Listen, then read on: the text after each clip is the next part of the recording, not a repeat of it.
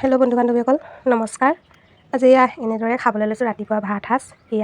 এইফালে হৈছে হালধি চাটনি, লগতে পিঁয়াজ জলকীয়া। এইফালে ভোলৰ পোৰা পিটিকা কৰি লৈছোঁ, লগতে বইল দালি আৰু আলু কুন্দুলি। তো এনেকৈ আজি খাওঁ বলকচোন এসাঁজ।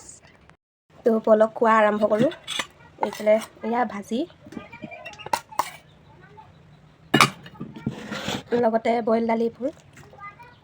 মই আচলতে দালি খাই বেয়াই পাওঁ, সেইকাৰণে যেতিয়া খাবলৈ মন যায় অকণমান বইল কৰি লওঁ। লগতে হালধি চাটনি অকণমান কৰি লৈছোঁ, যিহেতু কেঁচা হালধি চাটনি কোনে কোনে খায় বাৰু কমেণ্ট কৰি জনাবলৈ নাপাহৰিব।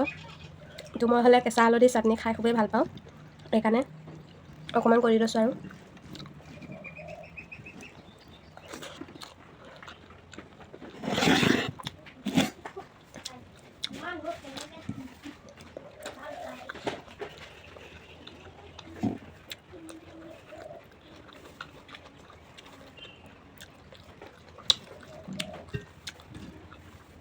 আপোনালোকে বাৰু কেতিয়াবা কেঁচা হালধি চাটনি কৰি খাইছেনে? যদি কৰি নাই খোৱা, আদা নহৰু দি জলকীয়া দি ধুনীয়াকৈ চাটনি বনাই খাই চাবচোন, খুবেই ধুনীয়া খাবলৈ। আৰু যিহেতু কেঁচা হালধি আমাৰ শৰীৰটোৰ কাৰণেও খুবেই প্ৰয়োজনীয় বা ভাল।